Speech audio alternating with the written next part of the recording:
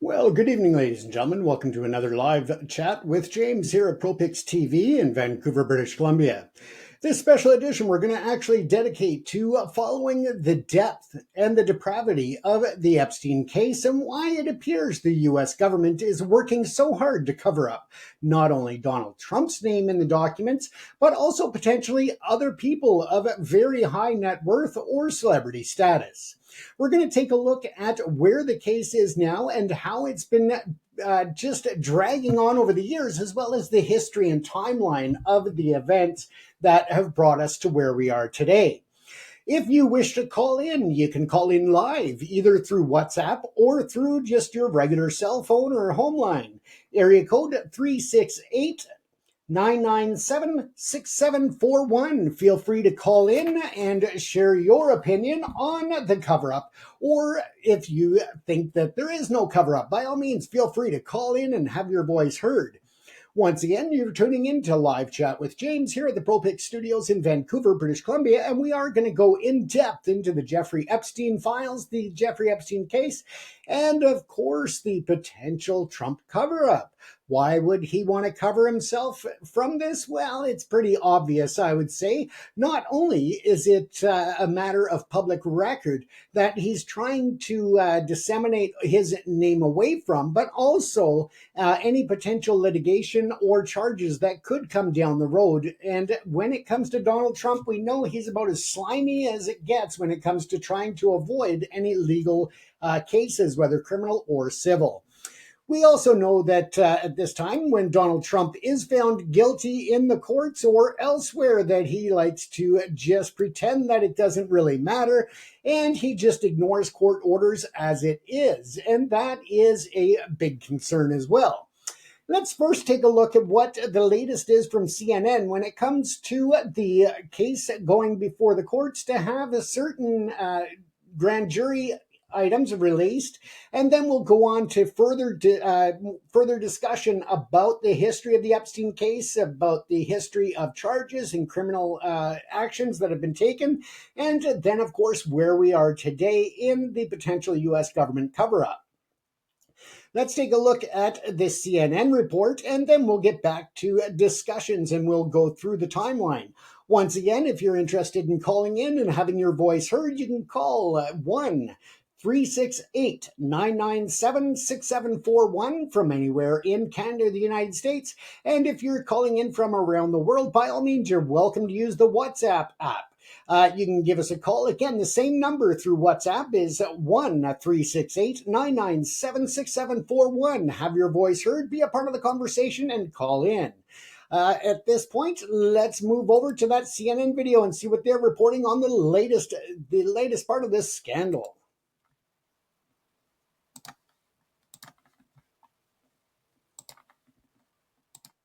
Here is that this is be in the public interest to release some of this. Now, the framing is interesting because they're saying since they released that memo on July 6th, discussing the fact that they had done a review, that they were not going to release additional information, that there has been, quote, extensive public interest in the basis for this. And they're saying that they will continue to not release the information that they have and have the power to release. But they're saying that transparency to the American public is of the utmost importance to this administration. And given that, they're asking the court to unseal underlying grand jury transcripts subject to appropriate redactions to protect victims. They say that the department will work with the U.S. Attorney's Office in the Southern District to make appropriate redactions. So they are basing this, arguing that this is all in the public interest and a need for transparency. This is a long shot. The judge is going to have to take some time here. We'll likely have other stakeholders, victims, accusers weigh in on the potential impact of this. And again, a grand jury, that's where you go to seek an indictment. It's a much lower bar than it would be for a conviction. So you present some evidence, but not all of your evidence. And so what will remain here, the question that will remain, even if the judge agrees to release some of this, is the fact that the bulk of the evidence is with the Justice Department and with the FBI, and they are not releasing that. So even if the judge releases this, there are still going to be questions from people who really care about this case and know that there is still a lot more beyond these grand jury files. So this is a pretty short filing. It is signed by the Attorney General, and her Deputy Attorney General, Todd Blanche. As we know, this issue, these questions have become radioactive, but the Attorney General and Deputy Attorney General, with a show of force here, both coming out and making this request. And look, nothing's going to happen anytime soon. It's going to take a while for the judge to allow others to weigh in and make a decision. But no matter what happens here, this is very unlikely to quell the controversy that they are facing.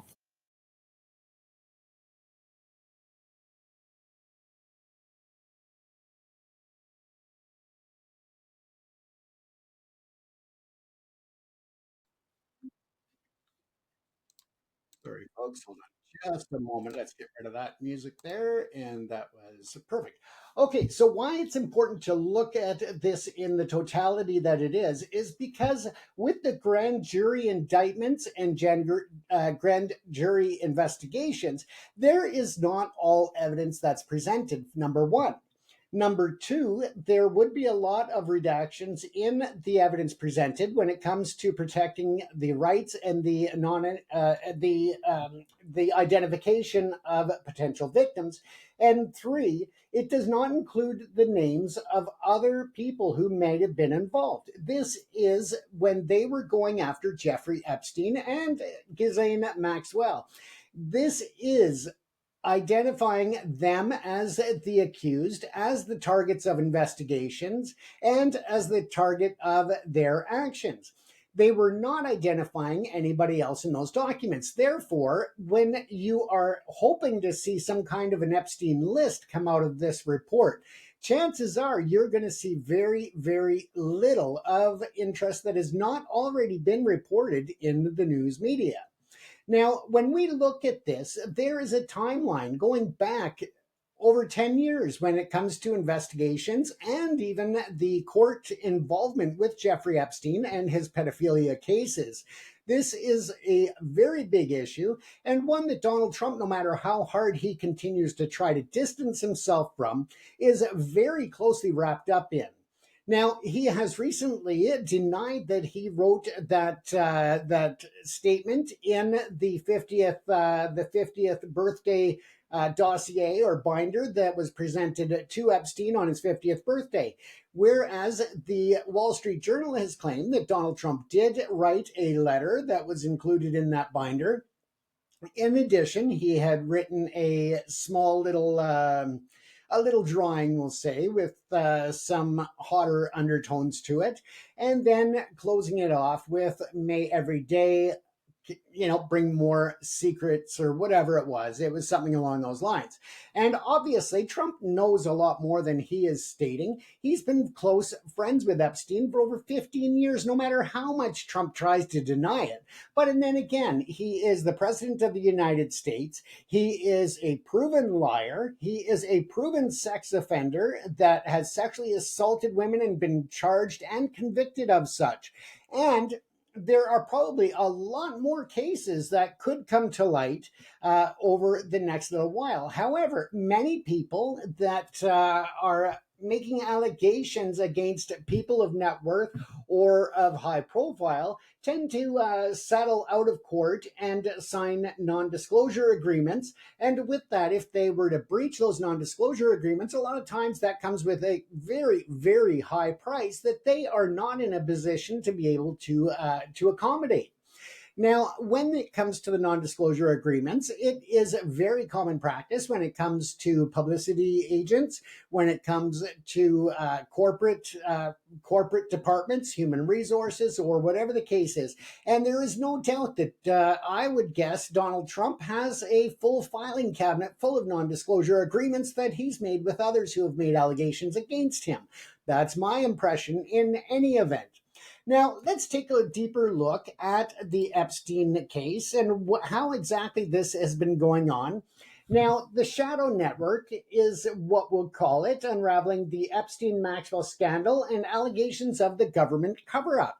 Even if there were to be files that are released by the United States government at any level, they are going to be heavily redacted and they're going to be filtered. Right now, it is alleged that Pam Bondi and others have got their tech people and others by the thousands, apparently, the estimate is, and being reported, Going through all of the hundreds of thousands of Epstein files to mark and notice mark and notify them of uh, any mention of Trump's name or his business and so forth throughout those documents. The reason why? Well, simple, because Trump is trying to convince people, as if they're all stupid, that this is just a big hoax that's been committed by the Democrats to target him, which we know is a pile of bullshit. We know that Trump is not the target of a hoax when it comes to the Epstein files. If that was the case, first of all, Epstein would never have been charged, let alone convicted. If that was the case, he was arrested and took care of himself, we'll call it, in that jail cell under Trump's administration the first time. And Trump had 4 years to make something happen to make that case disappear if he chose to do so, which he did not. But he also felt confident that he was not going to be named in the files at that point because it was a grand jury indictment and the trials. Why was Epstein so dedicated to taking himself from the equation in that jail cell? Well, I doubt that he was. I have a feeling that was just more of the cover up by certain individuals who did not want this to proceed into a courtroom where they would be named. This, of course, gives leave for Ghislaine Maxwell to go before a judge now and claim that the president has already stated that this is a hoax, that this is untrue, that this never happened. Therefore, she could be looking at going and getting a new trial and being found not guilty on the words of the President of the United States. Again, just discounting the numerous victims from around the globe that were preyed upon by her, Jeffrey Epstein, and others, and I believe Donald Trump. Now, let's take a look here. Now, the criminal enterprise orchestrated by Epstein, a convicted sex offender and financier, involved a vast human trafficking network that procured women and girls for sexual exploitation. This was also part of his longtime associate, Ghislaine Maxwell, was central to facilitating these egregious crimes. Now, this was leading her to subsequent conviction. And as I said, she may get a new trial, but more likely, I'm going to guess that Trump is going to try to pardon her when the smoke clears. I think that there's going to be an agreement made for her silence to get some type of pardon or have the case dismissed. I don't believe it's going to go to another trial. I believe that it's going to be just another part of the cover-up by the Trump administration and the U.S. Department of Justice. Let's face it, there is no justice in the United States with Donald Trump around because he is pressuring everybody to forgo the actual Constitution and instead bow to his every need, desire, and direction. And that is why the U.S. is in so much trouble right now in many more ways than just this scandal. Now, when we look at this, the sprawling scandal implicated a powerful social circle, including wealthy individuals, prominent politicians, and even royalty, which has persistently raised questions about accountability and potential complicity. Now, let's not forget that Trump, at one point, when questioned, referred the media to go talk to Prince Andrew about what happens at the island and called it a cesspool. Now, this is very interesting because if it was indeed just a big scandal and it was a big hoax perpetrated by the Democrats, in that old interview, why would he be throwing Prince Andrew under the bus saying, go ask him about what a cesspool it was, when there was nothing to the claims? I mean, it just doesn't make sense. He's obviously contradicted himself over and over and over. And that gives more pause to believe that he is much deeper in the Epstein files and the Epstein case than he wants anybody to really believe or get a hold of. And of course, undoubtedly, his kids will be defending him to the end of the earth. But at the same time, we know that history is just repeating itself when it comes to Donald Trump and trying to cover shit up. Now, from a controversial plea deal in 2008 that granted Epstein leniency and immunity alleged co-conspirator or immunity, to his alleged co-conspirators back at that time, to the contentious handling of the Epstein files and the perplexing circumstances surrounding his death. It's all just a ever-growing circle or web that just isn't being untangled. Now, the United States government has faced significant accusations of hindering justice and protecting high profile individuals. These allegations have profoundly influenced public skepticism and fueled numerous conspiracy theories that are still going strong, ultimately impacting the trust in the justice system and the United States government.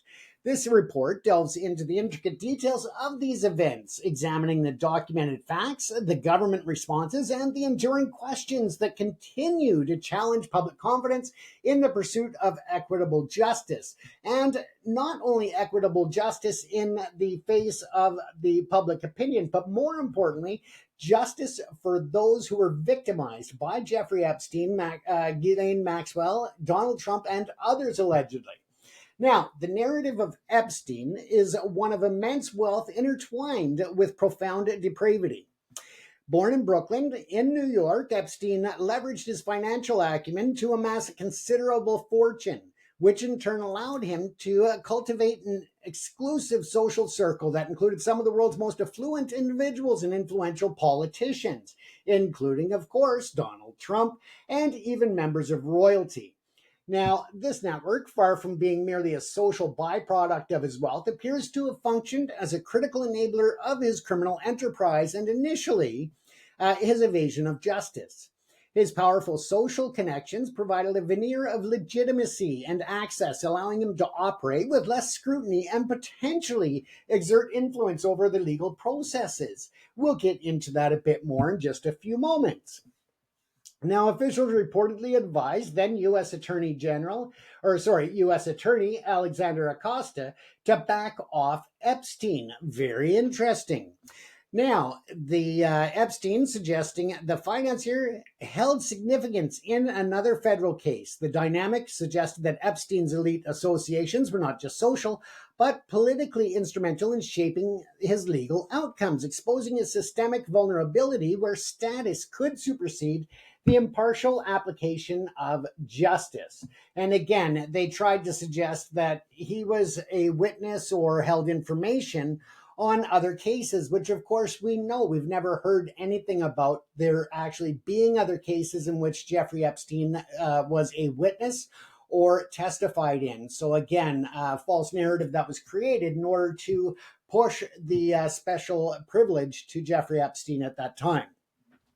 Now, Epstein's criminal activities, they involved a serial sex trafficking of women and girls with accusations that he procured them for sexual acts with himself and elite associates. And let's not forget that he was also, it's alleged, to have been recruiting some of them from Donald Trump's Mar-a-Lago and probably other Trump facilities or businesses, locations, whatever you want to call them. But again, these are obvious to me that, this wouldn't be happening without Trump being aware of what's going on. It's just plain and simple. He knew what was going on, in my opinion, and that's all there is to it when it comes to that point.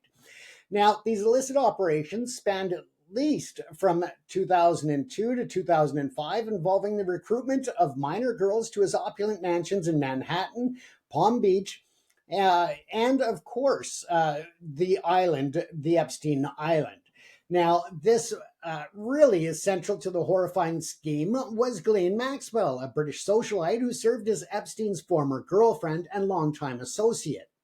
She was convicted in 2021 for child sex trafficking and other related offenses, including luring and grooming of teenage girls for Epstein. And that is, very proven. That is not open for debate. It happened, and she recruited them for Epstein's exploitation and others that were involved. Now, prosecutors explicitly stated that Epstein's extensive abuse of children over more than a decade could not have occurred without Maxwell's direct assistance. And evidence suggests that she sometimes participated in the abuse itself. So again, just it shows how depraved these individuals were, including Ghislaine Maxwell. She was not some kind of an innocent bystander, who just happened to get tied up and wrapped up in this. She was an active participant in recruiting, grooming, and exploiting these individuals, period. The persistent questions surrounding Epstein's death and the subsequent handling of the Epstein files have further deepened the public's unease. Epstein was arrested in July of 2019 on federal sex trafficking charges and was found deceased by suicide in a Manhattan jail cell in August 2019 while awaiting trial. Let's keep in mind that Donald Trump was in office at this time. It was not a Biden cover-up because Biden hadn't even taken office yet. Now, his death, officially ruled a suicide by hanging, immediately ignited widespread speculation and conspiracy theories due to significant irregularities in his prison monitoring and the malfunction of security cameras at the facility. The existence and contents of the Epstein files, the federal government's investigative records, became a central point of public and political debate. Now, they claim that those cameras go out every night for 1 minute as they reset, and it's been going on for years that only the Department of Corrections would know about. So I would say that it's very unlikely that Epstein would have known that he had that 1 minute within a 24-hour span in which that he had the opportunity to do this without observation on the cameras. I think it's more likely that some other people got a hold of that information from somebody at the Department of Corrections and utilized that information to implement the false taking of his own life in that cell. I don't believe that was the case, that he did it himself. Now, the existence and contents of the Epstein file is something that's up for debate now, but it definitely, we know that there's a major cover-up continuing at the hands of the U.S. government. Now, the government's handling of these files has been a source of ongoing controversy and distrust, as we've already stated. The combination of Epstein's initial lenient plea deal, his continued association with powerful figures, even after that conviction, and the subsequent controversies surrounding his death and the Epstein files has fostered a deep-seated public suspicion that the justice system operates differently for the elite. This perception of impunity, reinforced by conflicting government statements and the missing minute of jail footage, contributes to a broader narrative of a deep state protecting its own, significantly eroding public trust in government institutions and the rule of law.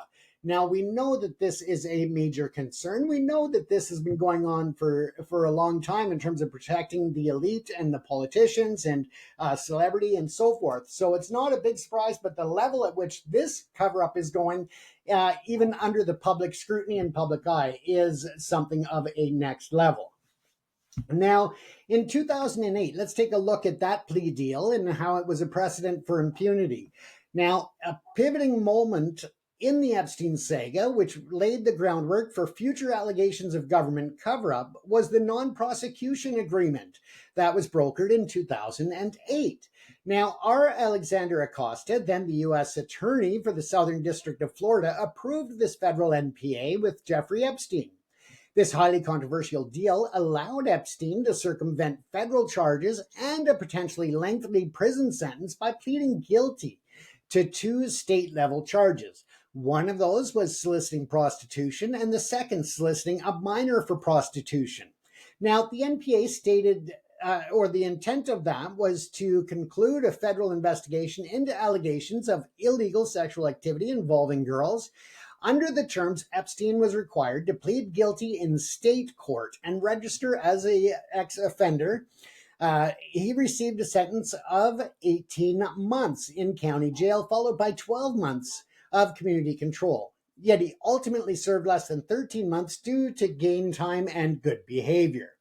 Now, the terms of this agreement were met with significant criticism, and particularly its secrecy and a provision that granted immunity from federal charges, not only to Epstein, but also to 4 named co-conspirators and any unnamed potential co-conspirators. Who are these four individuals and who are the others that were protected under this agreement? That is another point that needs to be brought up. That is another point that needs to come to the public surface. We need to know who these specific four were that were protected in that agreement, and any other suspected co-conspirators that were named or that they intended for this agreement to protect in the future. Now, this aspect of the deal effectively halted an ongoing FBI investigation into whether additional victims existed and if other powerful individuals participated in Epstein's crimes. Uh, Crucially, victims were explicitly not informed or consulted about the potential state resolution and or of the NPA, and that was prior to its signing. The victims were not consulted. They had no idea. They were blindsided by the U.S. attorney and by others that were involved in this secretive agreement that was reached. Now, this deliberate concealment was later determined to be a violation of federal law, specifically the Crime Victim Rights Act of 2004, also known as the CVRA. Now, of course, that was little comfort to those who had been victimized not only by Epstein, but also by the courts in the handling of that case and the agreement that was reached at that time. So, where are those victims now? Well, they are, of course, left hanging, feeling that they were not valued, that they were not listened to, and that the courts did not handle the case in a manner that should have been held up to the highest regard in respecting rule of law. Now, the Miami Herald's investigative report called Perversion of Justice that was published in November of 2018, and that extensively exposed the intricate details of that sweetheart deal. The report highlighted the collaboration between the federal prosecutor and Epstein's attorney to prevent victims from learning of the plea deal and to immunize the co-conspirators. Now, this journalistic exposure reignited public outrage and intense media scrutiny of the government actions. In 2019, a federal court ruled that the non-prosecution agreement was illegal and that prosecutors had indeed violated the victims' rights under the CVRA.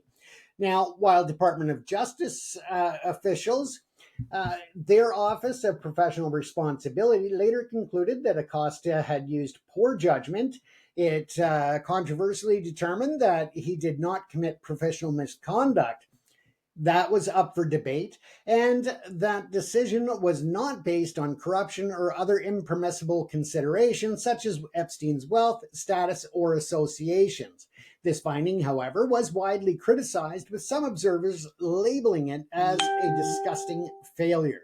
And again, that is an understatement of how these individuals were let down and how they just really did not have an opportunity to have their voices heard properly, and for Epstein to be suffering the consequences that were due to him at that time.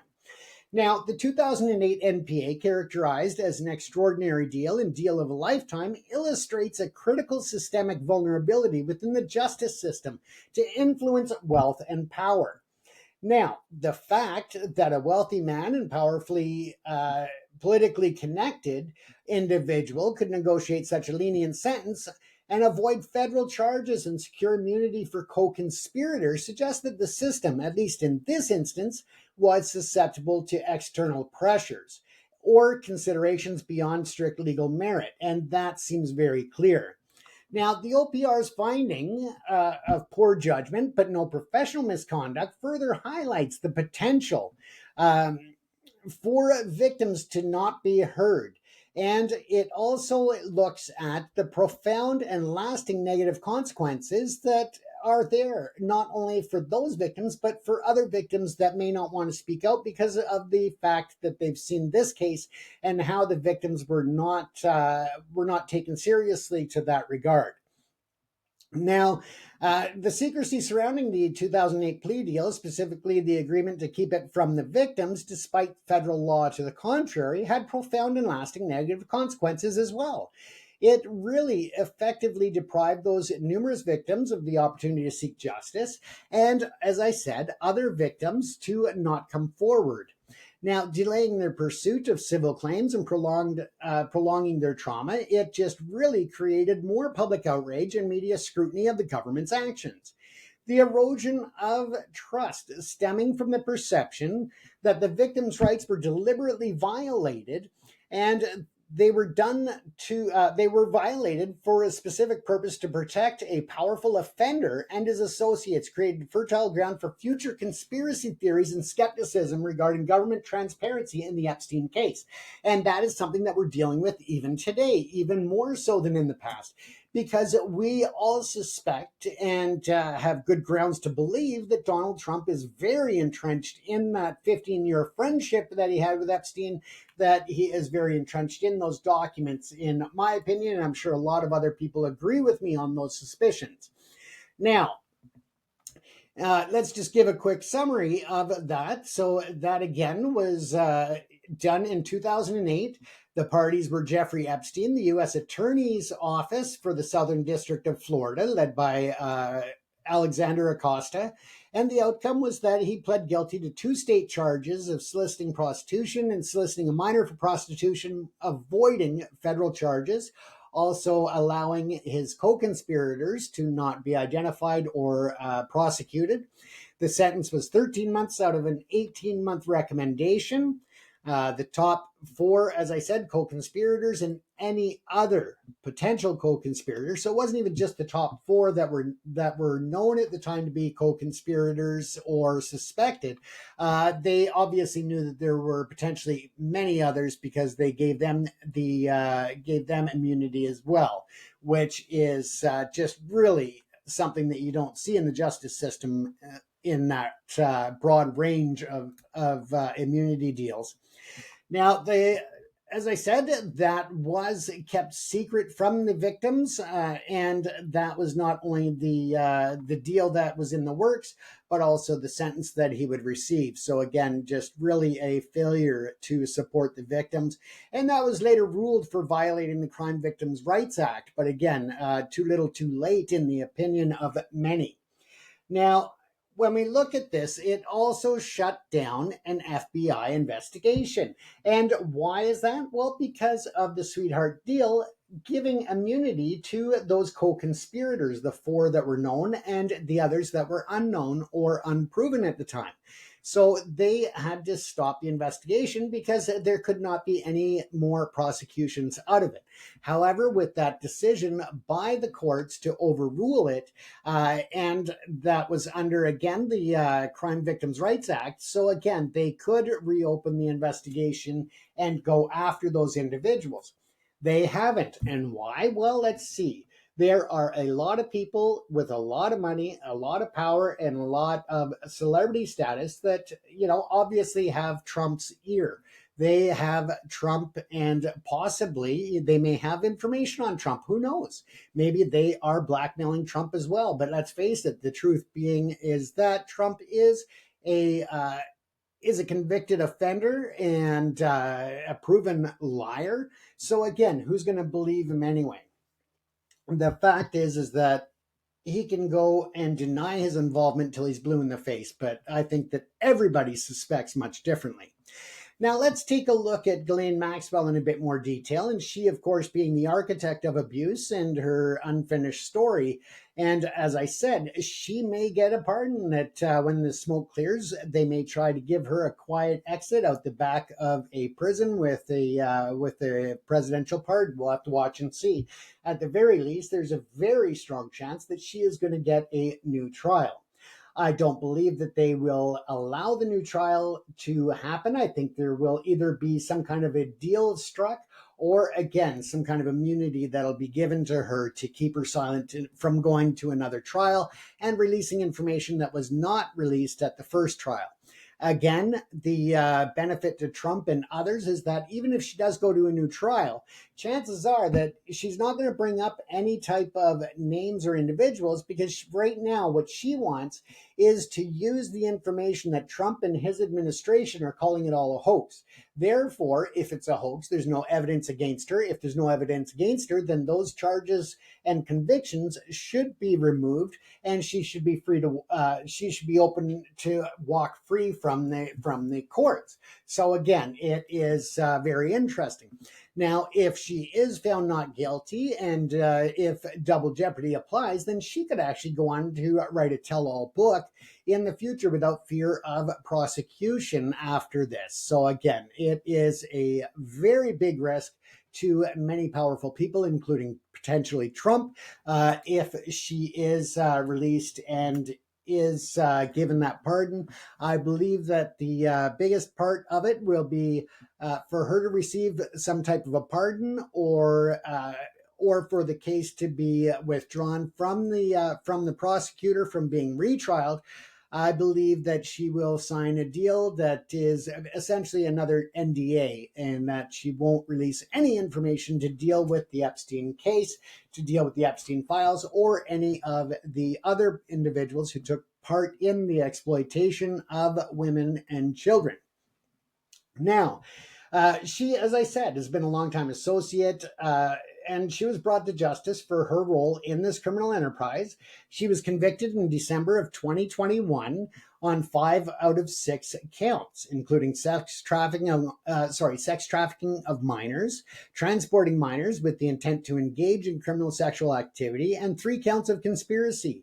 In June 2022, she was sentenced to a substantial 20 years in federal prison. And again, you look at what Jeffrey Epstein got in that sweetheart deal, and you look at what she got here, and chances are that Jeffrey Epstein would have been looking at a very, very extensive prison sentence, even much greater than Ghislaine Maxwell. Now, her role was meticulously detailed as luring and grooming teenage girls for sexual exploitation by Epstein. Prosecutors emphatically stated that Epstein's extensive abuse of children over more than a decade could not have occurred without Maxwell's direct assistance, and evidence indicated her active participation in the abuse itself.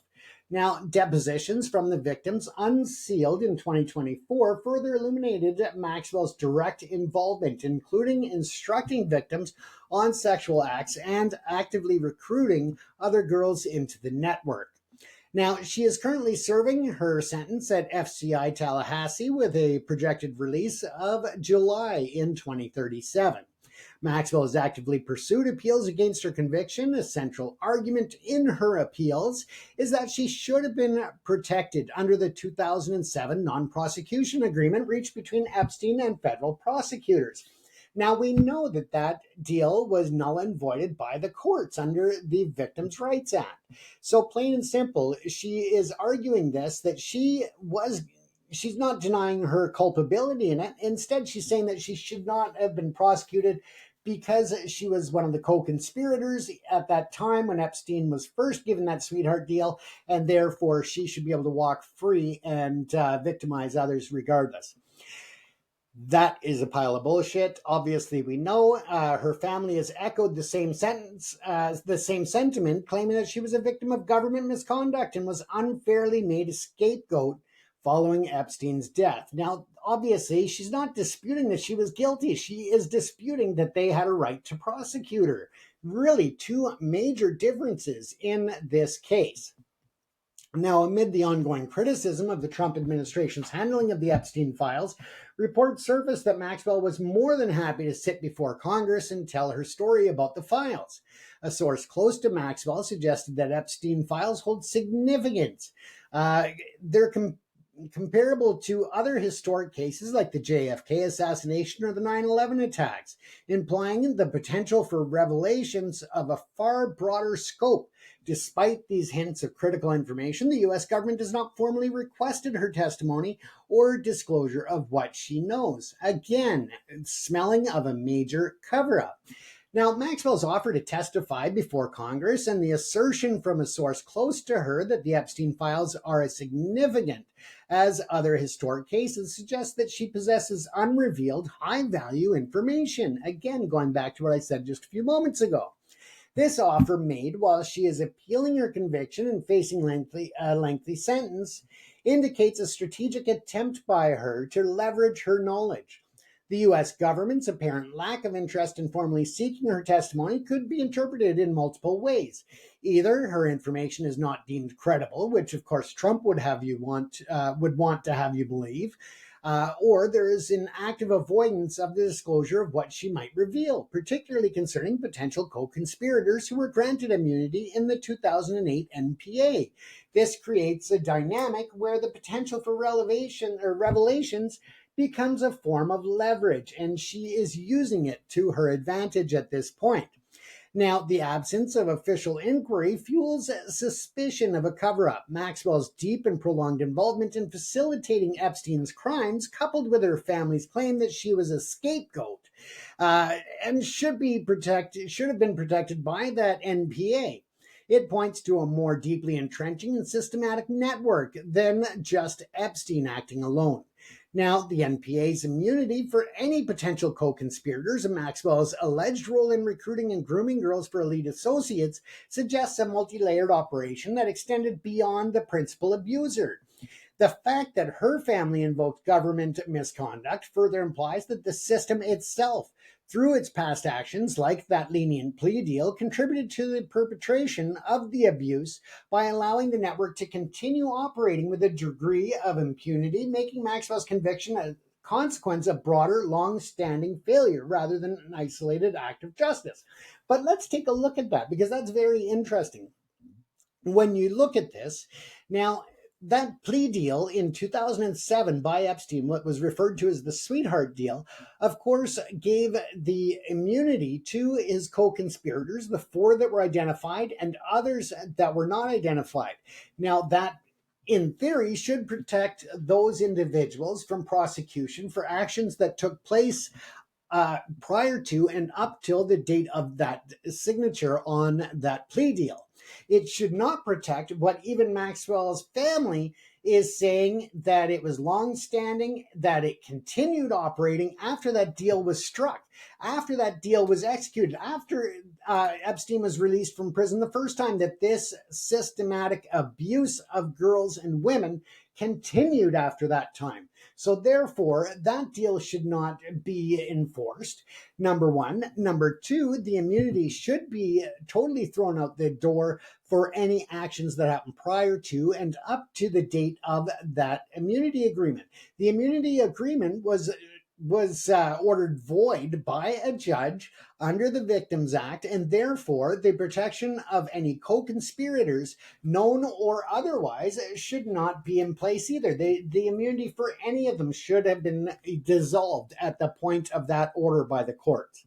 Now, the controversy, the promises, retractions, and the public distrust. Let's take a look at this.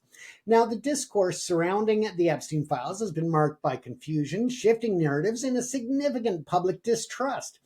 It is important to distinguish between the Epstein files, which generally refer to the federal government's investigative holdings related to the Epstein prosecution, including evidence, flight logs, contact lists, and unsealed court documents.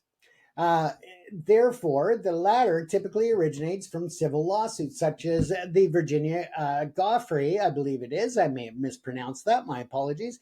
The defamation suit against Ghislaine Maxwell and the comprised depositions, affidavits, and other legal filings that a judge orders to be made public.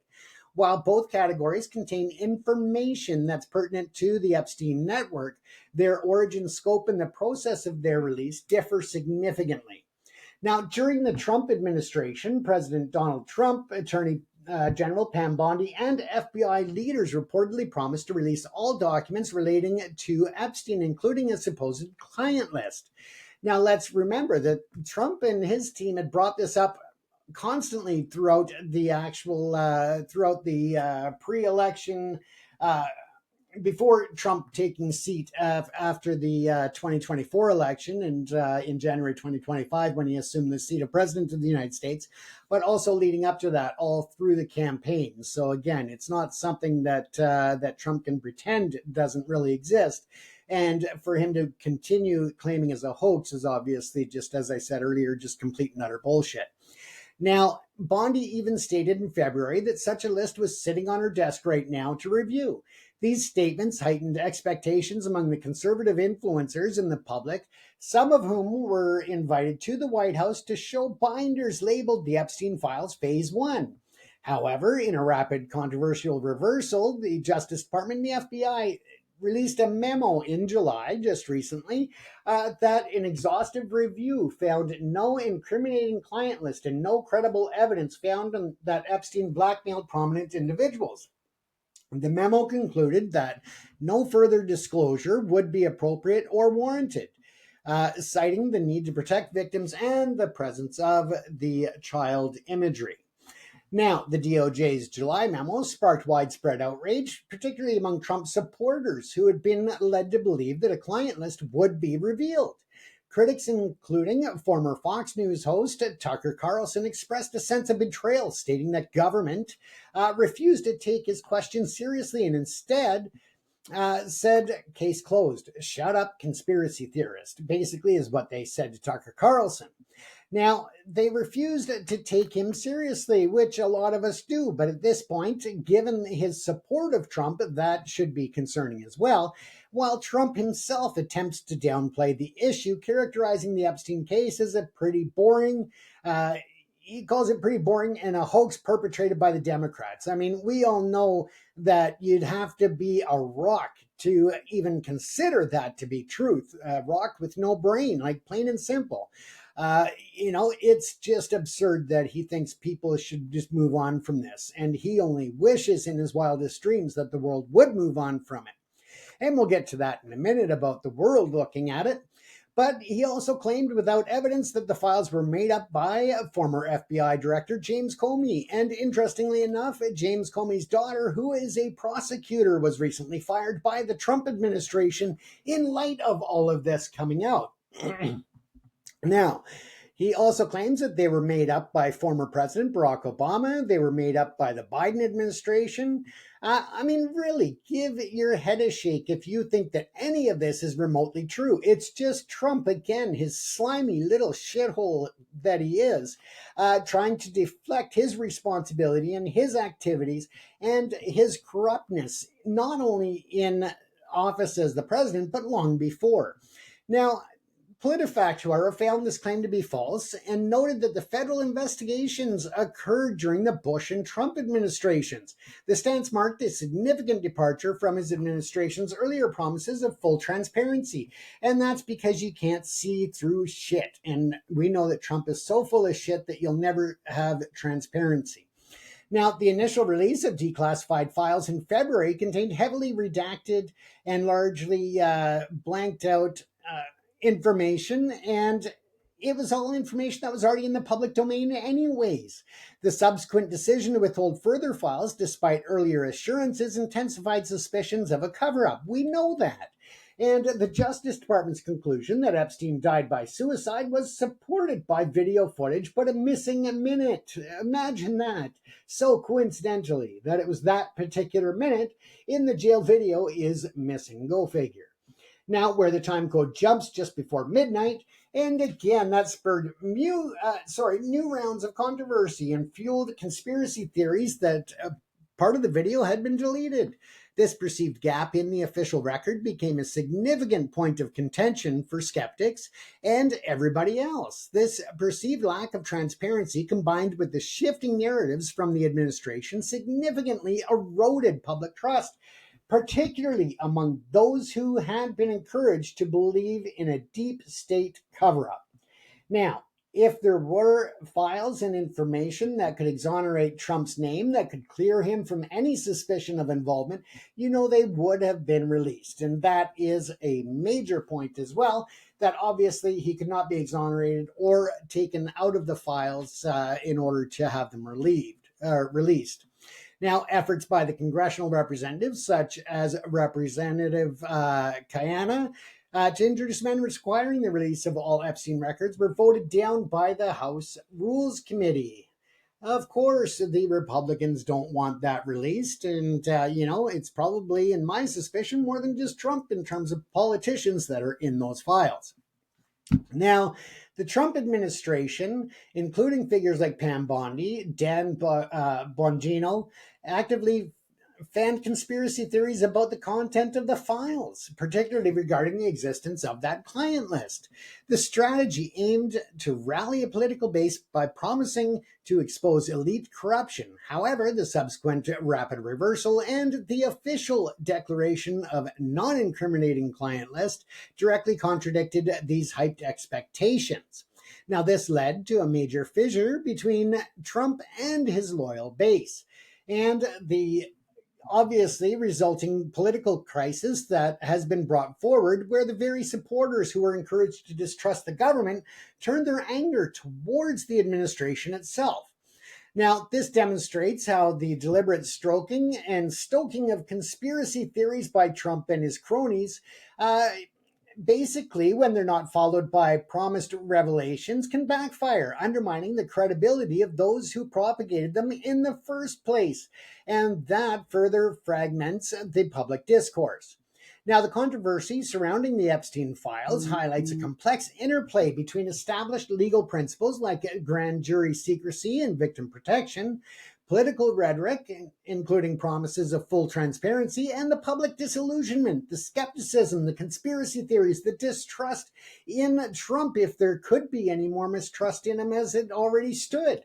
Now, the Justice Department's justification for non-disclosure, protecting victims, and avoiding the release of child imagery is legally sound, yet it clashed directly with the politically amplified demand for a client list. This created a perception that the government was hiding something, and regardless of the stated reasons, further fueling the deep state narrative. Now, let's understand that there are ways that they could identify perpetrators or suspects in the videotapes without releasing the identity of the victims. They don't have to release the actual images and videos as they are. They could instead take screenshots or edit the photos. Either way, they can be edited to ensure that there is absolutely no identifying opportunity of victims, but only to identify the adults who were victimizing them. Plain and simple. There are many ways to do it in which they can still ensure the protection of the victims and respect the Victims' Rights Act. Now, the missing minute of jail footage serves as a potential symbol of this perceived obfuscation, transforming procedural irregularities into evidence. And it is evidence. It's missing information, plain and simple. And if they know that there is a gap there, why was somebody not paying more attention in that minute? Obviously, there's a lot more to be heard of that than what they are bringing us. Excuse me. Now, let's take a look at Donald Trump's connections and the scrutiny and the denials. Now, Donald Trump and Jeffrey Epstein maintained a social connection. And actually, before I get into this part of it, if you're interested in calling into the show and being a part of the conversation and have your opinions heard, by all means, call into the show. You can dial up at 1-368-997-6141. You can also use the same number to call in using your WhatsApp. Again, area code 368-997-6741. Feel free to call in and have your appointment or your opportunity to speak and have your opinion shared with us here. So again, feel free to do that. The phone number 1-368-997-6741. Feel free to call in. Now, Donald Trump and Jeffrey Epstein maintained a very close connection that spanned, and we're just going to change the background back to where it should be, so you're not watching my head in another video, because that gets really boring. Okay, so in any event, their relationship started in the 80s and it carried on into the early 2000s that we're aware of. It could have gone on longer or even before that, who knows? But we do know for sure that it was a friendship that lasted from the 80s into the 2000s, at least 15 or plus years. Now, Trump publicly described Epstein in a 2002 interview as a terrific guy who was a lot of fun to be with, adding that Epstein likes beautiful women as much as he does, and many of them are on the younger side. That was a comment by Donald Trump. The two were subsequently and frequently seen together at various social events, including a 1992 party hosted by Trump at Mar-a-Lago, and that's his resort in Florida, and in 1997 at a Victoria's Secret Angels party in New York. Now, of course, these are documented events that they were at together, but there are lots of other reports in between of them hanging out. Now, Trump's name appears 7 times in the Epstein flight logs from the 1990s. We also know that there is potential that even though he was only on the flight logs 7 times on Epstein's flight logs, we don't know how many other flight logs there are that may have named Trump or others traveling to and from that location. Now, that obviously indicates travel on those specific occasions, though, between Palm Beach, New York, Washington, and the flight sometimes included his then wife, Marla Maples, their daughter, Tiffany, and a nanny. While Trump has acknowledged flying on Epstein's private jet, he has consistently denied ever visiting Epstein's private island, Little St. James, or engaging in illegal activity. Let's go back for just a moment here. Obviously, he goes on saying that he wasn't close friends with Epstein over different claims over the last several years. He claims that he's a creep. He doesn't know him. They weren't friends. They didn't hang out. And here he's admitting that he had been on Epstein's private jet 7 times at least. Now, Virginia Giuffre, one of Epstein's victims, claims she was recruited at Trump's Mar-a-Lago club at the age of 16 by Ghislaine Maxwell. Trump claimed his friendship with Epstein concluded in 2004, following a real estate dispute where Trump stated he outbid Epstein for a luxury Palm Beach mansion, leading to a rift. By 2019, Trump asserted that he had not spoken in 15 years to Epstein and he was not a fan of Epstein. Again, obviously bullshit. In any event, in July of 2025, as per Snippet Dating, the Wall Street Journal reported on a suggestive letter, and that's the one that we brought up earlier and spoke about, and that was from Epstein's 50th birthday in 2003. Now, the letter reportedly, as I said earlier, included a sketch of a naked woman with Trump's name placed in a graphic area, purported to be looking like hair in that certain area. And then he placed happy birthday, and then followed that by may every day be a wonderful secret. Now, this letter was reportedly collected by Ghislaine Maxwell as a part of a birthday album for Epstein. Trump vehemently denies authoring the letter or drawing the figure, dismissing it as fake. His son also has come out saying that his father doesn't doodle, and no, because his father's too busy diddling. He doesn't doodling, he's into diddling. But in any event, false, malicious, and defamatory is how Trump explained it or described it and said it's not his language. Obviously, we know that his language is all over the place. We've heard the tapes about him grabbing women and also that, if you're rich enough, you can get away with anything and so forth. So I don't buy that it's not his language. That is completely his language. Now, he's threatening to sue the Wall Street Journal, Rupert Murdoch, Dow Jones and Company, and a libel suit seeking $10 billion in damages. Let's get over it. Now, with that said, how many of these media companies have bowed down and taken it up the ass from Donald Trump when it comes to standing their ground, protecting the integrity of their journalists, of their talk show hosts, of their own employees? Instead, they bow down and give Trump $16 million to settle a lawsuit when they know damn well that Trump is full of shit, that he's filing these vexatious and ill-conceived lawsuits only to intimidate the news media and to shut them up.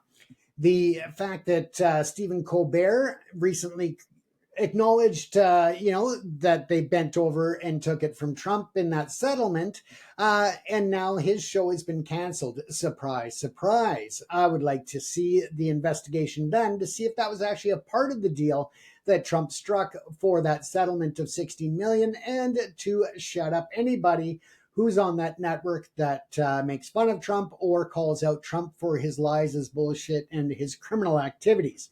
Plain and simple, he's trying to silence people once again.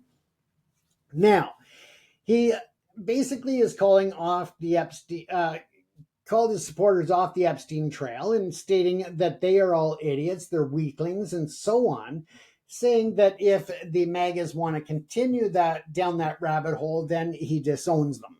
What a loss.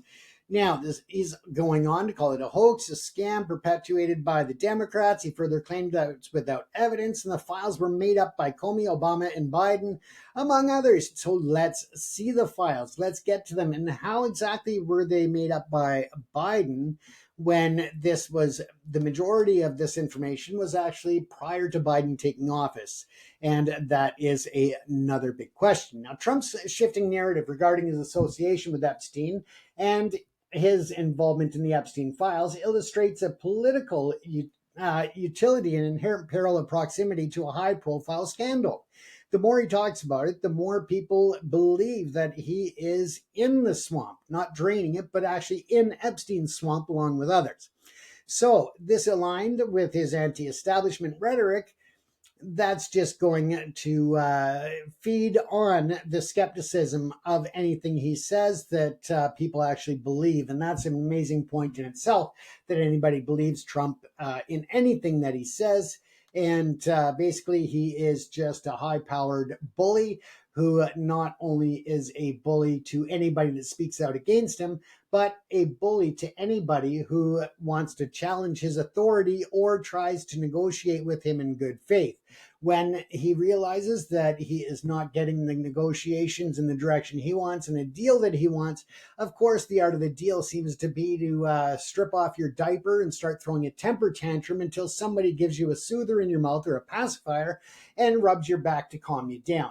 Let's face it, he is out of control, and that needs to really, really be stopped. Now, the unsealing of court documents, particularly in January of 2024, from the Virginia Giuffre 2015 defamation lawsuit against Ghislaine Maxwell, brought to light the names of over 100 individuals connected to Epstein, over 100, including business associates and accusers. So let's take the accusers out of there and let's find out who these business associates were. Let's get his financial records and see who was depositing money into all of these accounts that Epstein had. Where was he getting the money to be a financier? How was he getting all of the investments from individuals? I'm guessing that there was some arm twisting. And when I say arm twisting, I mean extortion involved and blackmail. Now, this is the same kind of tactic that Trump is taking with his trade deals. He's trying to use extortion and try to extort other countries into submission of his tariffs. He's using tariffs as a weapon against any country that doesn't want to bow to his desires and his dreams for America. And let's face it, most of the shit that he talks is diversion away from what he's really doing. It's all in the sleight of hand. Watch this hand while he screws you with this one. I mean, it's plain and simple. Now, the warning signs and internal alerts are obviously something that they're not working with. When it came to banks, when it came to financial institutions, when it comes to other regulators that should have been on top of what money was going to Epstein, when, where, how, and why. That, again, smells of a lot of cover up to me, and how the financial systems advertently or negligently supported his criminal activities. Let's just base this on the fact that oversight is a legal requirement, and that was compromised by high profile clients of Epstein, including Epstein himself. Now, let's just move forward from that, and let's see if anyone has a call to make here. If you want to call into the show before we wrap up, by all means, feel free to dial 1-368-997-6741, or you can use the WhatsApp as well. Use the same number, 1-368-997-6741, if you wish to call in and be a part of the show. If not, as this is a fairly new part of the series to go live and allow live calls from the viewers, we know that it may take a few shows before we start to get people calling in. But again, if you want to call in after the show airs, you're more than welcome to leave a voicemail or leave comments in the comment section below. You have been watching ProPix TV, and I am James Cousineau, coming to you from Vancouver, British Columbia. You've been watching Live Chat with James. I thank you for tuning in and hope to see you on the next episode. Don't forget to call in and leave a voicemail. We'll be happy to respond to those on the next episode as well. If you don't want your voicemail played on air, by all means, just let us know that in the voicemail as well, and we will not air your voicemail if you leave one in the meantime. Take care, folks. Stay safe, and thanks for tuning into the special episode of Live Chat with James as we delved into the Epstein file.